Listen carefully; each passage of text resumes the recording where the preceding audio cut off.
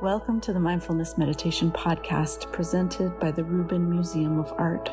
We are a museum in Chelsea, New York City that connects visitors to the art and ideas of the Himalayas and serves as a space for reflection and personal transformation. I'm your host, Dawn Eshelman. Every Monday we present a meditation session inspired by a different artwork from the Rubin Museum's collection and led by a prominent meditation teacher from the New York area. This podcast is a recording of our weekly practice, currently held virtually.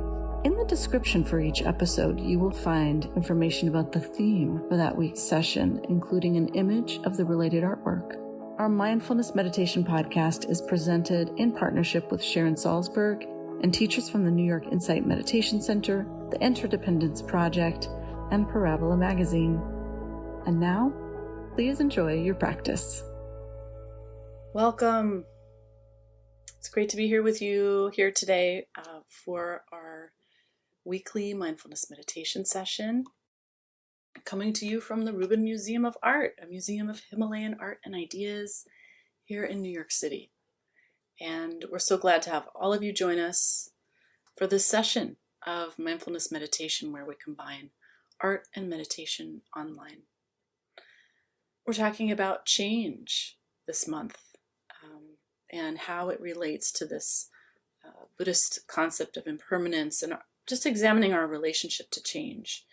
And we'll get into that in just a moment when we look at our artwork together and also when we bring our teacher in, Tracy Cochran, who's here with us today. Yes, we'll take a look at a work of art from our collection. We'll hear a brief talk from our wonderful teacher, and then we'll sit together for 15 or 20 minutes. So always great to see where you're joining us from today. So we have the stretches of the country represented here. So from Staten Island to San Francisco, welcome everyone. So let's take a look at the art that we are focusing on today. We are talking about change. And before we go into a deep look here, also just want to think about this concept of change. What is our relationship to it? When are we excited about change? And when are we terrified? Also want to acknowledge today is the Jewish holiday of Yom Kippur. So that day to reflect and atone and ask for forgiveness and let go in a way to move forward. And the change that's involved in that, in the what is required of oneself to reflect and ask for that forgiveness and be responsible and move on. Also, here we are in this moment of fall, right, where we're toggling back and forth a little bit from these summer temperatures into the more brisk ones, and at least here in this hemisphere. And then the sense of school and whatever its form, sort of beginning a different kind of year. So the Buddha that we're looking at here is Maitreya. This is the Buddha of the future. We brought this to you today as this kind of one type of framework of looking at change, looking at the future, looking at what is possible. And this is a really interesting object because we know that this was made after models designed by the Mongolian sculptor Zanzibar from 1635 until 1723 was his life. And it's just really interesting to note that for many objects in our collection, we don't have a specific artist name, or often these objects are made by artists who are not named or recognized in the same way that we here in the West tend to. So it's just interesting to be able to pinpoint that particular person. And this particular Buddha, Maitreya, the Buddha of the future, is really special for worship among the Mongols, and this promise of this new age coming in that this Buddha represents was really appealing, especially to the Mongols, because they were kind of linking their aspirations to reestablish their glory days of the Mongol Empire with this Buddha of the future. So here in this context, he's bringing this hope and faith for a better future. And let's take a look at just the beauty of this particular object there's a really subtle and beautiful, soft sleekness of this form, and a pose that is very graceful and accentuated by this kind of how the hem of this cloth at the bottom there clings and then kind of juts out, really accentuating this slight tilt in the hips. And a beautiful long line of a cord and sash, and even just delicate details like the print on the cloth. And if you can see over this left shoulder, this beautiful little antelope skin draped over his left shoulder here. So this is a sculpture that, again, follows Zanzibar's very kind of Nepalese inspired composition. So lots of soft sleekness of the form, kind of interrupted by these asymmetrical linear patterns. So much grace and hope in the sculpture here. And then, of course, at the very top, we have this kind of recognizable feature that tells us this is Maitreya, and that is that in his fabulous hairdo, right up there, there is a stupa. And that really signifies that this is Maitreya. So we will talk about this idea of change and our relationship to it with our teacher today, Tracy Cochran. She is the editorial director of Parabola, a quarterly magazine that for 40 years has drawn upon the world's culture and wisdom traditions to explore the questions that all humans share. And she teaches mindfulness meditation and mindful writing at New York Insight and throughout the New York area. And it is a delight always to have her. You can learn more about her and her work at tracycochran.org. Tracy, are you there? Yes, I'm here. I had to get promoted. Yes. You'll always be promoted, Tracy, yes. in this program. Yes. Thanks so much, Tracy. It's so lovely to see you amidst your beautiful trees in the background there. Yes. Thanks for being with us. Well, I'm delighted to be here, and I'm even happy in a way that that little bit of anxiety just happened when I didn't have permission to enter, because this is exactly what life is like. And we can look at this beautiful statue and wonder what it would feel like to look forward to the future, because we may be more used to fearing the future, to fearing the unknown. So I wanted to offer you today an approach that I use. And I wanted to begin by fully acknowledging that today is Yom Kippur, the Jewish Day of Atonement. And it touches me very deeply to remember that the word atonement comes from a root that means at one, to be at one. What do we need to let go of to be at one? So I found a quote from a wonderful indigenous elder from this continent, Black Elk, who was Ogallala Sioux. And the quote, which some of my friends heard me say last night, is that the first peace we can know, which is the most important, is that we are one. The universe is one. And at the center of this oneness and all its powers, there's a great spirit. And this center exists in us and in everything. In other words, it's discovering that we belong to life, that we are at home here. And You might think, well, that's well and good for black elk because he was gifted in many ways, including in a way of being at one with nature, a way that we might feel we've lost. So I checked with the National Forest Service. I bet you weren't expecting to hear that. But I checked and brushed up on what to do if you feel lost in the woods. And I'm going to adapt the advice from the National Forest Service, which uses the word stop, S-T-O-P. So S means literally to stop and sit down, the way we're sitting right now together.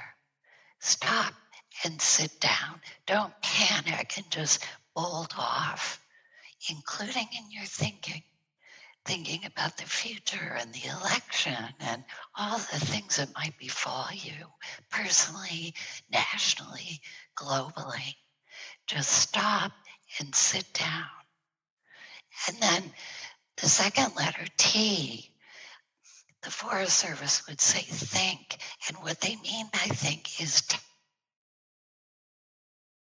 down and check in. And first of all, make sure, are you tired? Is something injured? Are you a little bit sick? You must heal as much as possible, or things will get worse, especially if you're in the forest. And you're not quite sure what's coming next. So the most important thing to do is to take care. First step. And then the O is to observe. And that's what we do when we meditate. We observe inside and outside with kindness and without judgment. And we notice what's supporting us. If you were actually in a forest, you would notice the shelter of a good tree, or fresh water, or berries that you recognized and knew were safe to eat. You just observe. And the P, the last letter, the Forest Service would say plan, which means if you're really lost, stay put. Unless you have a very good reason to move. But I would extend that to mean path, to realize that you have company. That even though you're sitting at home today and we're in all different places, we share something. We're on the same path. And the path is very concrete. We wish to be more present, more at one, atoned. And the medieval root even sounded like attune, to be attuned, to be with life and not alone, not afraid, to open, not to know exactly what will come next, but to be open to surprise, that something unexpected may yet come. There's an ancient legend that the Buddha's mother, when the Buddha went off to the forest to seek enlightenment, nobody knew what would happen, including him. And while she waited, there was grief, there was fear, there were all kinds of feelings. And she met that by slowly and patiently weaving. It's a little bit like the Odyssey and Penelope. She wove a beautiful cloak for the Buddha, taking pains to grow the cotton and to attend to every detail of its production as a kind of meditation. She didn't know if he would ever come back, but she took care. And in the end, he did. And there were all these unexpected events where he personally couldn't receive the cloak, but someone else did, who made a wonderful awning of it. And marvelous, long story short, it was saved in a cave for Maitreya Buddha, for not her son, but for someone yet to come. She could not have known this, but she lived in a way not unlike Black Elk during this time, a way that took care, that brought the attention home, brought it close. And if this seems like something that can only be done in the best of times, I want to remind you that a great being named Eddie Hillesum said time and again, I've had to learn the spaciousness of my own heart. And time and again, I've reclaimed that space. It was something that was done right in place. And what's touching about this is that the first time she was reminded of this was in a transit camp. And she was reminded again in a concentration camp. So change, it's something we long for. We feel so confined, many of us. And the atmosphere is just impregnated with the unknown. What will come? We long for change. We fear change. But one way to be with change is with an aspiration to be at one. And we do that by sitting down and opening up to the whole of ourselves, the oneness of ourselves, our thinking, our heart, our body. That's where it begins. So let's practice this together. We take a comfortable seat. And if you're comfortable with your eyes closed, let them close. Because I'll give instructions so you won't be alone. But it helps to bring the attention home to your own experience without any judgment, without any thinking. Just notice how it feels to be here today. And notice how it feels to be completely welcome, just like this, without any straining or striving for a different state. Just this, just now.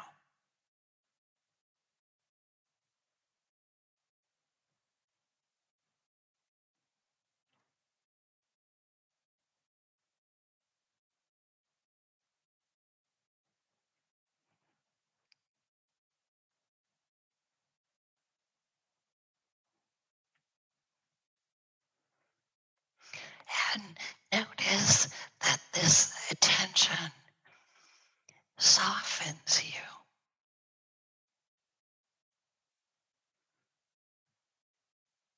It begins to open the body.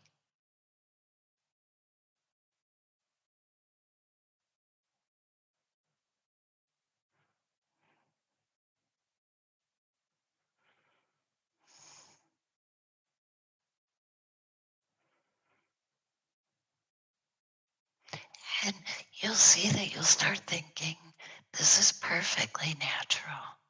It's what brains do. And when you get taken by a thought, just notice that you can gently come home again to the experience of being in a body, breathing.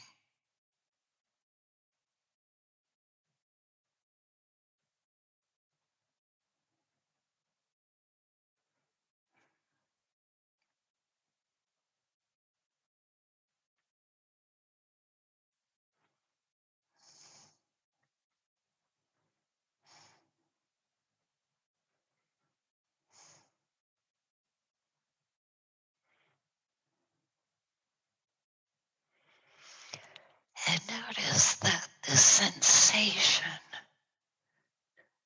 of being present in a body isn't separate from an awareness that isn't thinking, but seeing and receiving.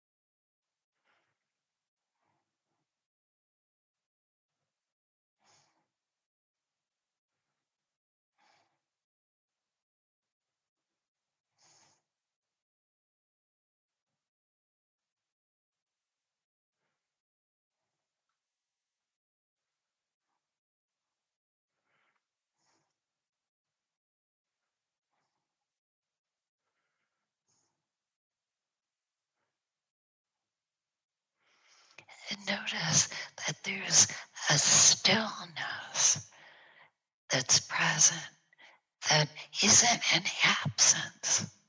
It's full of life.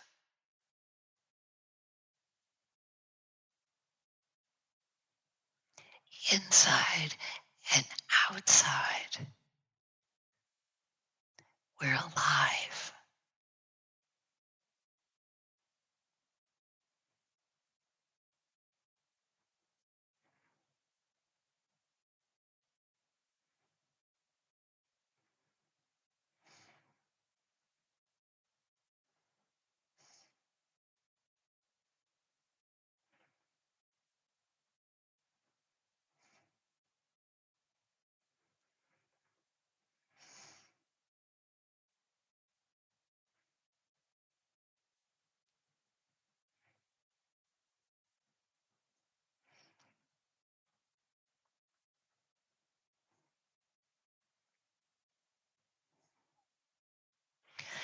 Noticing how it feels to relax, to let go, and be received by an attention that doesn't judge, that's kind.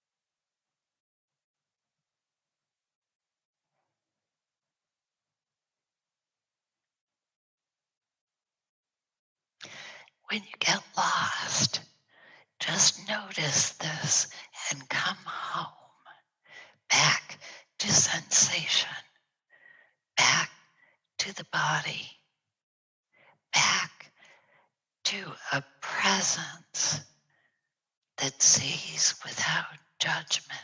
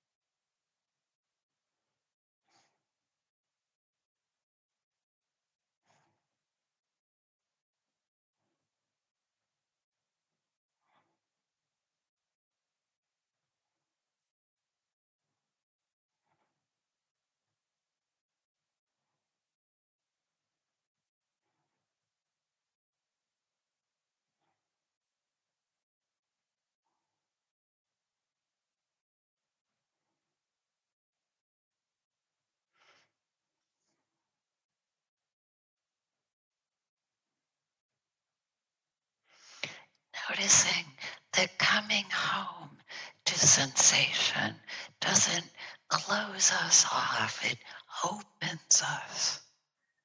It opens us to life.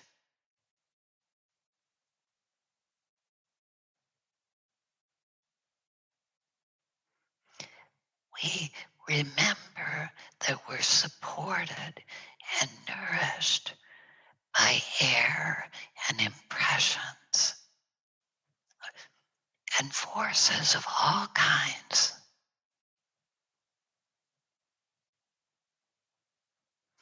We're not alone.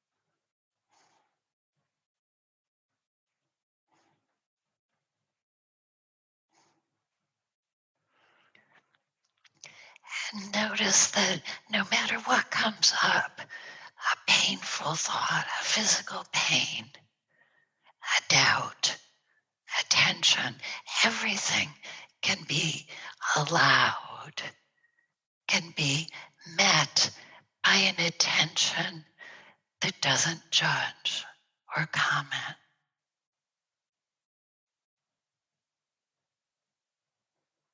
that sees and accepts.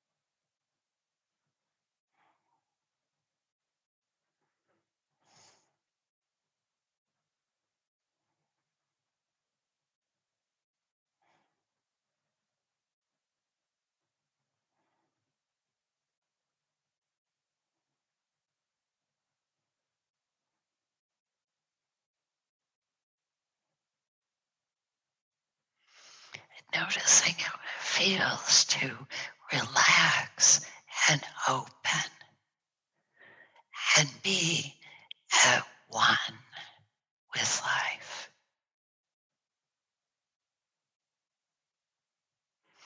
Completely acceptable, completely forgiven.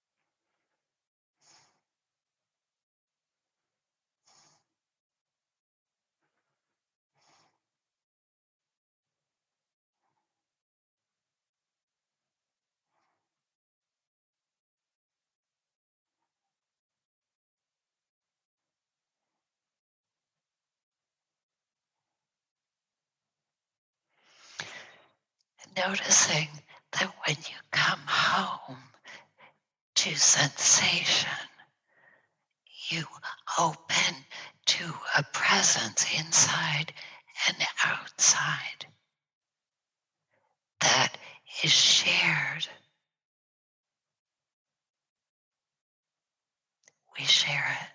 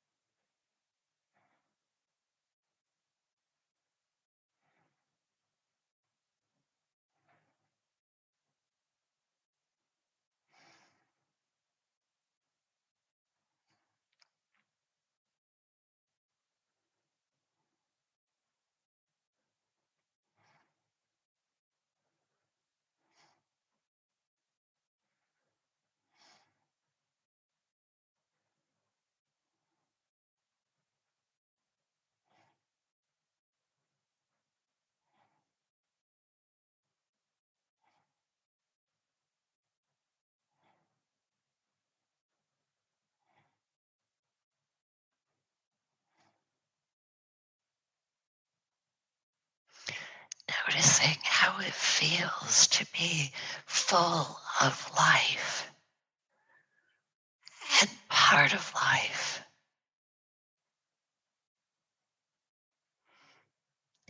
and not alone.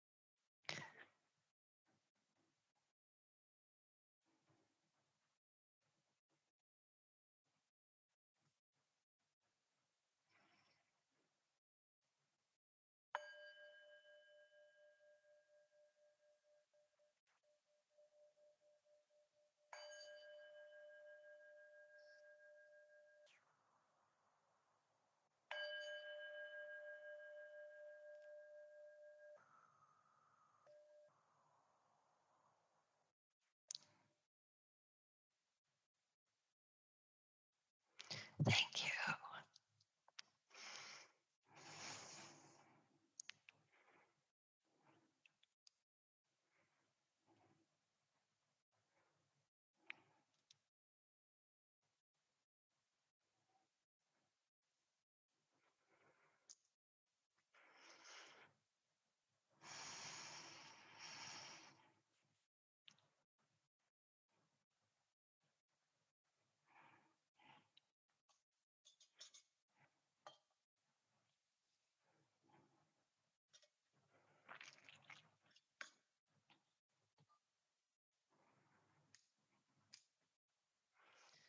Yeah.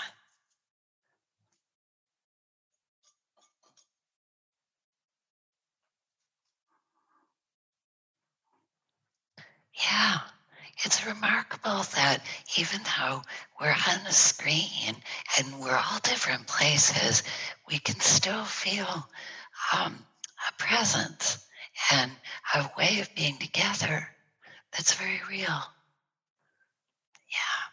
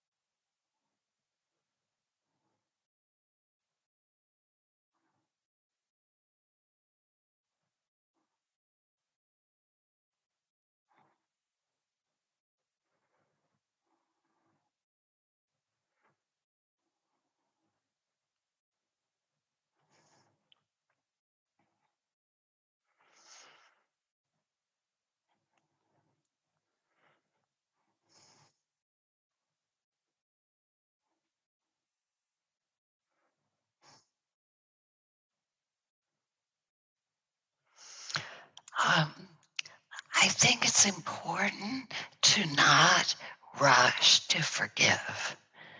Two, the beautiful thing about this practice and this attention that we're invited to connect with this presence that doesn't judge is that we can bring it to ourselves, even stories that we might judge to be outdated, or pain that we might have, or hurt that we have, or rage that we have. And just like the Forest Service said, don't rush into doing something. Just stay present. Just bring attention to it and let the story be seen, or let the pain be seen, or let the anger be seen. And in time, it will let go or transform, or an insight will appear on its own, in its own time. I've I've experienced this to be true. So we don't have to worry about knowing when it's time. It will be time when it's time. So that's what just look at that story with interest, with fresh interest, and with kind eyes. And a new story will begin to be born.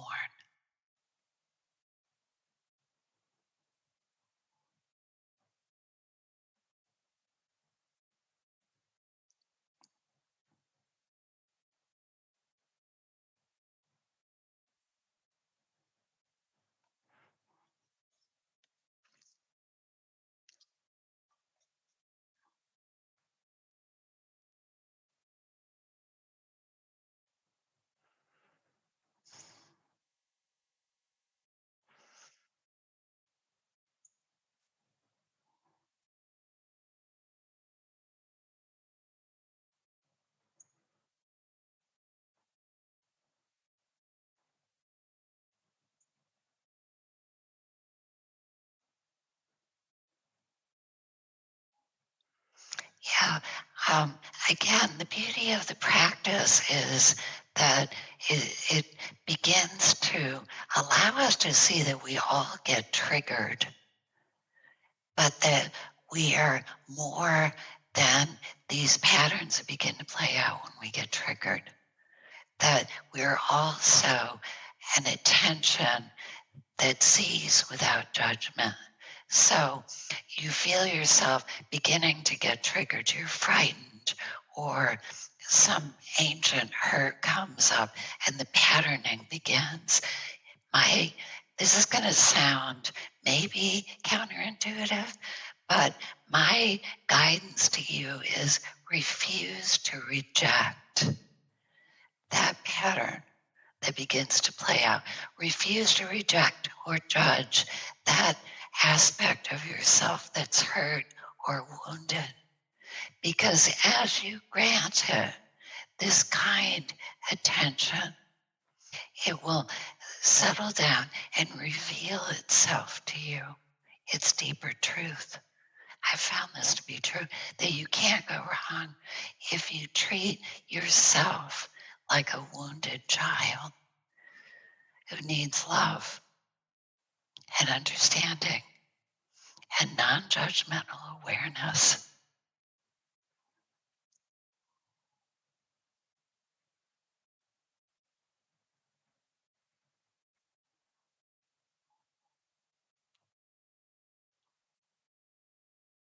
Thank you. I love being here. Yeah.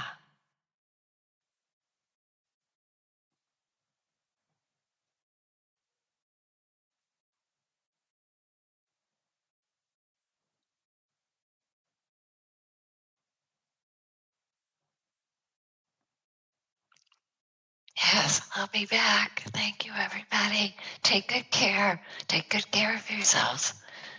Bye-bye. Bye. Thank you, Tracy. Yeah. So it's really beautiful to feel that space that is created after we meditate together, even here online. That concludes this week's practice. If you would like to support the Rubin and this meditation series, we invite you to become a member of the Rubin. Thank you for listening. Have a mindful day.